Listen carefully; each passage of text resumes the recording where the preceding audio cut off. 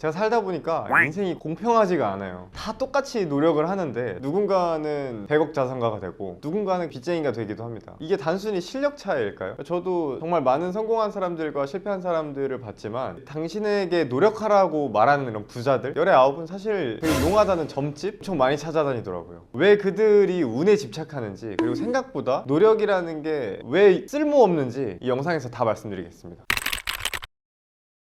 왜 노력보다 운이 더 중요하다고 생각하시는 거예요? 진짜 크게 성공하신 분들은 공통적으로 다 얘기하는 것 같아요. 운구기일, 운이 90% 이상이다, 이런 얘기도 많이 하고, 뭐 토스의 이성건 대표님 강의하셨던 걸 보면은 운이 최소 95% 이상이다, 거의 99%다, 뭐 이렇게까지 얘기를 하시는 그런 경우도 봤었죠. 근데 토스 대표 정도면 진짜로 네. 높은 위치에 있는 분인데 그분마저도 운이 그렇게 좋다고 하면 솔직히 운이 전부라고 할 수도 있는 거예요, 그러면? 진짜 높은? 거의 99% 정도가 운이라고 볼 수도 있을 것 같아요. 그러니까 저도 뭐 사업을 하면서 이런 케이스를 너무 많이 경험했던 게 뭐냐면, 작은 회사를 운영하고 있음에도 불구하고 이 회사가 절체절명의 순간들이 있거든요. 회사가 잘 되고 안 되고를 운명을 짓는, 그때 항상 최선을 다하고 항상 최고의 의사결정을 하기 위해서 노력을 하는데, 그 외적인 진짜 내가 어떻게 노력으로 커버칠 수 없을 만한 그런 운의 영역들이 항상 90% 이상으로 판단 짓는 것 같아요. 그러니까 예를 들면 제가 예전에 미국 부동산 플랫폼을 했던 적이 있거든요. 그때 당시만 해도 엄청 정책적으로 한국에서 부동산 투자를 하기가 되게 어려운 상황이었고, 다주택자들이 정말 규제도 많고 대출도 많이 제한이 걸려 있고 그런 상황이었어요. 그래서 그때 자산가들이 생각을 했던 거는 죄다 다 미국이나 아니면 싱가포르나 이런 해외 세금이 좀 약한 곳들로 다 이민을 가거나 자산을 옮겨가는 작업을 많이 했단 말이에요. 그래서 저도 그때 두 가지 선택을 했어요. 첫 번째 선택은 미국 부동산 회사를 창업을 하는 거였고, 두 번째는 저도 이제 이민을 가려고 준비를 했었습니다. 창업하고 인프라를 셋업하고 이제 본격적으로 돈을 벌어야지 하는 순간에 미국에서 제롬 파월 의장이 미국 금리를 올리겠다, 정확하게 워딩을 그렇게 했어요. 지금 집 사지 마라. 거래 자체가 완전히 다 박살이 나버렸죠. 경제 전문가들이나 이런 사람들은 그건 이미 사전에 데이터들을 봤을 때 예고된 일이었다. 저도 바보가 아니잖아요. 그 사업을 준비하기 전에 수많은 전문가들을 만났었고 유튜브나 이런 칼럼들도 많이 봤고 기사들도 많이 봤는데, 제가 창업을 할 당시만 해도 부동산 시장이 크게 바뀌지 않을 거고 막 이런 얘기들 많이 했었단 말이에요. 사건이 탁 터지고 나니까 갑자기 또 전문가들이 의견이 확 바뀌어버리는, 그러니까 이런 상황들이 사실 저는 사업을 하면서 한두 번 겪었던 건 아닌 것 같아요. 그러니까 그 자영업자들 대상으로 사업을 할 때도 자영업자를 대상으로 한 정부 지원금을 확 뿌리면서 자영업자들을 대상으로 한 마케팅 상품을 판매하는 게 쉽지 않았다가 갑자기 자영업자분들이 이제 일시적으로 현금 흐름이 돌면서 마케팅에 그 정부 지원금을 쓰기도 하고, 이런 식으로 해서 저희 회사 한 번 더 또 붐업이 되는 사건도 있고요. 그러니까 제가 정부 지원금을 어떻게, 뭐 정책을 잘 모르는데 정부에 끈이 있는 것도 아닌데 미리 알 수도 없잖아요. 이걸 사실 어떻게 보면 운인 것 같아요. 전혀 제가 예측하지 못했던 방향으로 오는 걸 보면 진짜 인생에는 엄청난 운이 많이 따르는 것 같아요. 그러면 이제 아무것도 안 하고 운만 기다리면 되는 거예요? 아니죠.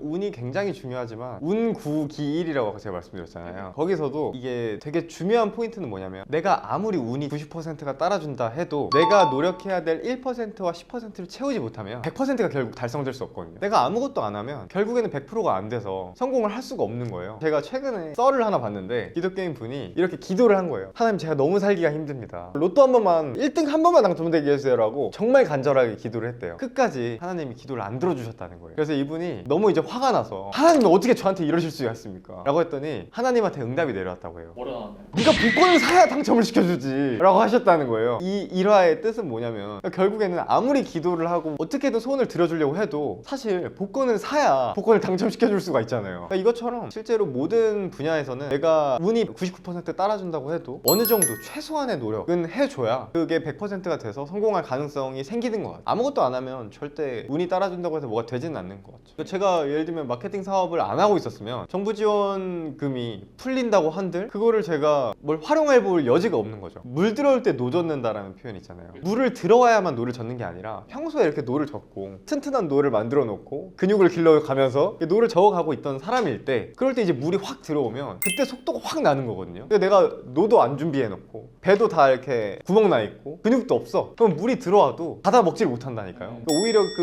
운이 들어와도 그 받아 먹을 그릇이 없어요. 그러니까 결국에는 그 그릇이 채우는 것들은 이제 운이라고 볼 수도 있겠지만, 이 그릇을 만드는 건 나의 역할이란 말이에요. 근데 이 그릇이 없으면 그 운을 담을 수 있는 거, 좋은 쪽으로 승화시킬 수 있는 게 굉장히 극히 일부밖에 안 되겠죠. 운이 좋아지는 방법 혹시 대표님께서 아시는 게 있나요? 있죠. 세 가지가 있는데 일단 첫 번째는 만나는 사람을 바꿔야 돼요. 어떻게 해야 돼요? 예를 들면 제가 군 생활을 했었잖아요. 군대 안에서는 제가 만날 수 있는 사람들의 스펙트럼이 다 군인들이기 때문에 사실은 제가 아무리 열심히 한다고 한들 그 사람들한테서 뭔가 엄청나게 운이나 기회나 이런 것들을 제가 얻기가 어려워요. 그래서 인생을 바꾸고 싶을 정도의 운을 갖추려면 일단은 내가 만나는 사람들의 군을 바꿔야 됩니다. 왜냐면 결국에는 좋은 운이라는 거 사람한테서 오는 거기 때문에 결국에는 내가 나한테 정말 좋은 운, 큰 운을 줄 수 있을 만한 사람들한테로 찾아가야 돼요. 새로운 환경에 있는 사람 만나는 게 쉽지 않죠. 쉽지 않죠. 그래서 사실 저도 예전에는 군인들밖에 없었기 때문에 제 주변에는 제가 처음에 시도를 했던 거는 책을 많이 읽었던 거였어요. 책을 통해서 최대한 다양한 사람들이 간접적으로 경험을 하려고 했었고 그 다음으로 직접적으로 사람들을 만나기 위해서 커뮤니티 활동, 사업가들의 모임이나 그리고 사업가들이 주로 듣는 강의들을 이렇게 많이 쫓아다녔는데 그러다가 제가 성공한 사업가분과 끈끈한 인연이 되고 싶어서 점심 식사비로 1,000만 원을 내기도 했었어요. 그분이 저한테 가장 많이 베풀어 주셨던 게 좋은 사람들을 많이 소개시켜 주는 거예요. 저한테 정말 좋은 큰 운과 기회를 가져다 줄 만한 사람들을 되게 많이 연결을 시켜 주셨었죠. 그게 저는 되게 많은 도움이 됐었다고 생각을 해요. 아까 말씀하신 게 뭐 사업적 커뮤니티 그런 데는 어떻게 들어가는 거예요? 사업적 커뮤니티는 사실 조금만 찾아보면 생각보다 되게 많아요. 자기계발서에 있는 책들 중에서 그 저자 소개 살펴보면 그분들이 운영하고 있는 강의나 교육 프로그램이나 아니면 커뮤니티나 이런 것들이 되게 많이 있고 거기 홈페이지나 이런 곳들에 들어가 보면 커뮤니티를 참여할 수 있는 기회들이 항상 열려 있습니다. 두 번째는 실력을 쌓는 거예요. 예를 들면 그분이 저한테 이제 연결시켜 주셨던 분 중에 한 분이 누구였냐면 재벌 3세였어요. 그분이 재단 쪽 사업을 하고 계시는 분이었는데 정말 본인의 핵심 인재들을 풀을 구축하고 있는 단계였어요. 사실은 그래서 제가 그때 조금 실력이 있고 그분한테 제안할 거리들이 있고 저의 커리어가 조금 있었다면 커리어 없었더라도 그냥 제가 진짜 실력이나 뭔가 자신감이 있는 분야가 하나라도 있었다면 그분한테 적극적으로 제안을 했을 거고 그 핵심 멤버로 들어갔어서 지금은 인생이 바뀌었을 수도 있어요. 훨씬 더 크게. 근데 사실은 그때는 제가 가지고 있는 능력이 없어서 제안을 한다는 것 자체도 어떻게 해야 하면 좋은 제안인지 또 몰랐었고 아무리 좋은 사람들을 소개받더라도 저는 이 사람들한테 일을 제안하고 같이 뭔가 협업을 제안한다든지 동업을 제안한다든지 아니면 제가 하다못해 그 아래로 들어가서 뭔가 일을 배운다든지 이런 것들을 뭔가 할 줄 아는 게 없었어요. 그래서